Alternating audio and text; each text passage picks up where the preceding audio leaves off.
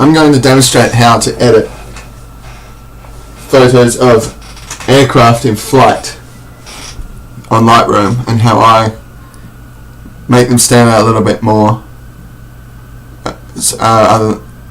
from straight out the camera. So this photo was taken at 1/800th f6.3 ISO 100, which is pretty much perfect. You want fast shutter speeds for fast moving objects especially, and you take it in high speed so it captures 6 or 8 or whatever your camera is per second, so you guarantee to get at least 1 or 2 that look good. Now this image was actually taken at the maximum magnification for my current system, and so the plane is a little bit small in the image. So what I did is crop down and then reset the angle so the tops of those two wings were level. So maybe not that much, but it showed out at about minus 0.5. So it just looks a bit better, and then crop down with the same aspect ratio so the plane fills the image a little bit more. Okay, so for white balance, it's pretty easy for white balance on outside pictures like this. All you do is set daylight, and that's about it really. You can also select like the side of the engine cowling here for a white balance, which actually it turns out not too bad, but because the aircraft is white, you want it to remain that way, so I pretty much just do auto. I'll leave it as shot, and if it's a little bit purple, a little bit green, you can change that later. So in the previous video I talked about the color settings I use, and this one you want, because it's not a natural cityscape or type image, you can use camera vivid compared to camera natural, and it just brings it out and just brings the image forward a little bit. And for effects, you do want to dehaze a little bit because the distance from the lens makes it a little bit hazy.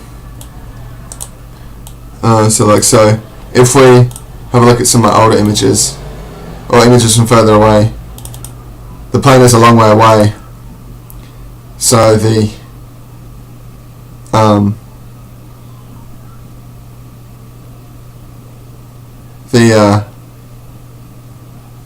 plane is very hazy, so almost a mirage, so you have to fix that with dehazing. So if we go back to this, now it's a bit dark, so we'll sort that out now. I've got some presets here, so if we try outside plane photo, it looks nice already. So these presets are minus 100 on shadows, plus 100, minus 100 on highlights, plus 100 on shadows, because the other side's very dark, so you want to bring that out. And then what I do is if you hold down Alt, you drag the whites until the white dots clipping disappears or starts showing up, and then you go back a bit. Now because it's a bright day, it's the front of the plane and the top of the wings is clipping from the sun, so it's lower than what I'd like, and blacks is the same. You just increase it until the clipping goes away, and it sort of gives a HDR type effect. It's mainly good for photos of this sort of category. For cityscapes and stuff, it doesn't really work, and also when it's a very bright image. Now I did actually, so this preset actually does increase the exposure a little bit, and that's mainly for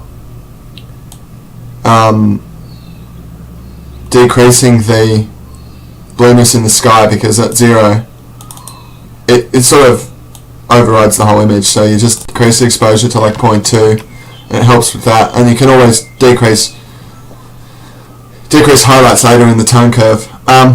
So clarity, not too much higher, because it's an outside image and it's a very bright day, so you don't need to artificially increase colours. Same with vibrance too.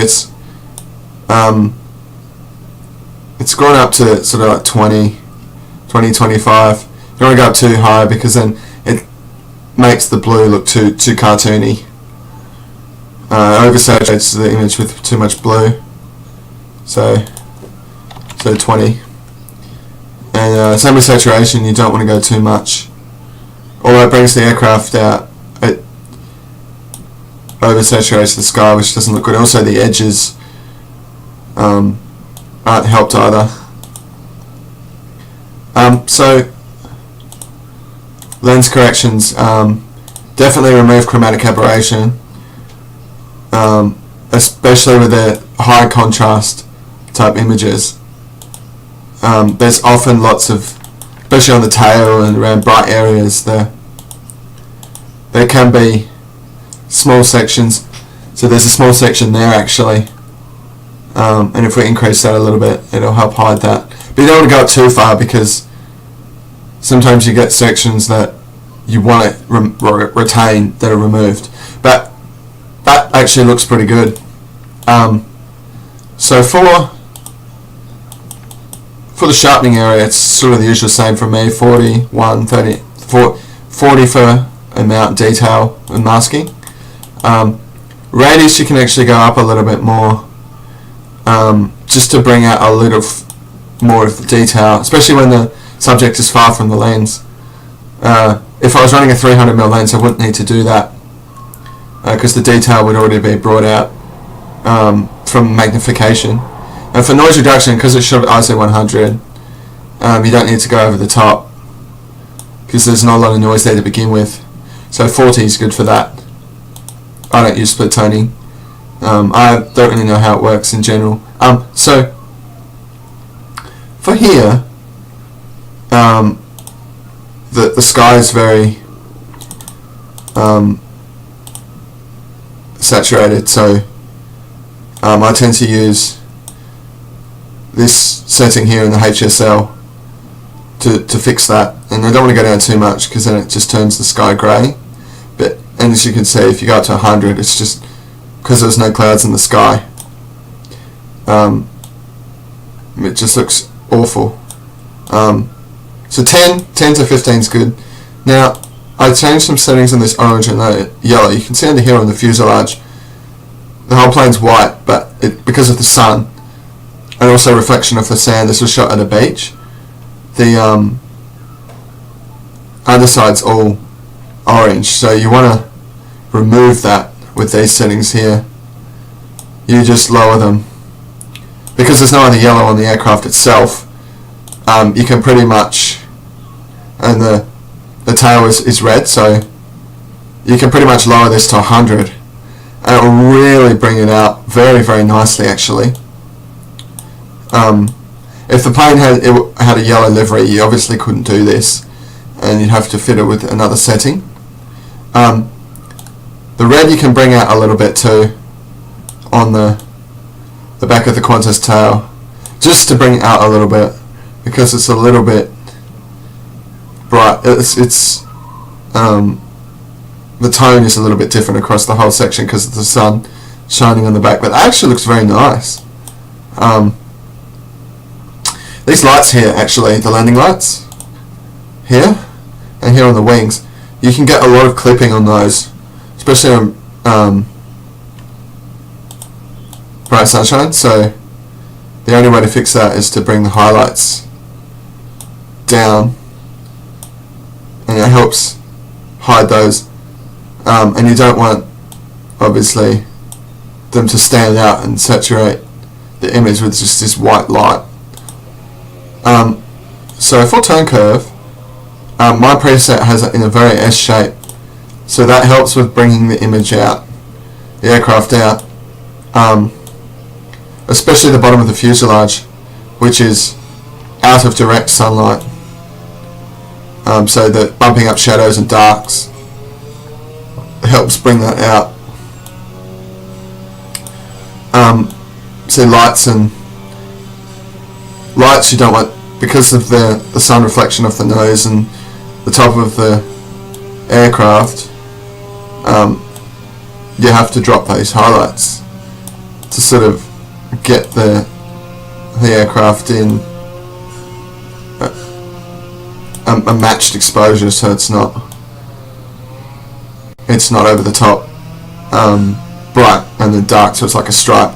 Now for darks, I don't want to fiddle too much with this because it's almost changing the exposure, but the shadows really brings out the bottom of the fuselage, so quite nicely, and obviously linear because the contrast on this image is very high anyway.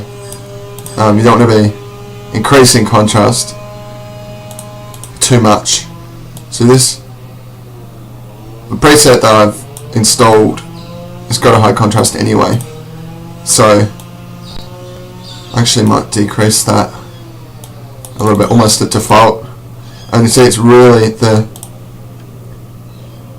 aircraft is really almost a one tone now. It looks quite nice. I would like to go up more on these shadows. So I could go up more on darks here and then decrease the contrast and then reset exposure, and it's actually quite good. I like that. And the sky is actually, the blue is actually a little bit less than I'd like at the moment, so I might actually increase that a little bit. Yeah, luminous is something I don't really fiddle with too much, but this actually looks quite good. A little bit clipping on the underside there, which isn't too much of a problem. Scrap a little bit, but from what I started with, it's very dark and some clipping on the edge there, and it's not exposed correctly on the underside, and the after picture is actually really good. Again, every picture is different and it's up to what you want. It all depends on the time of day too, but that's pretty good. Then again, it is all personal preference, and your lens magnification will also alter the settings, because if you're running a longer lens, the detail especially is a lot more pronounced, and you don't have to crop the image too much like I've done there, so you can get a larger resolution photo. And then with the longer lens, it brings out the detail, especially on the landing gear, livery, the windows, things like that. But that's my process, and I hope you liked it.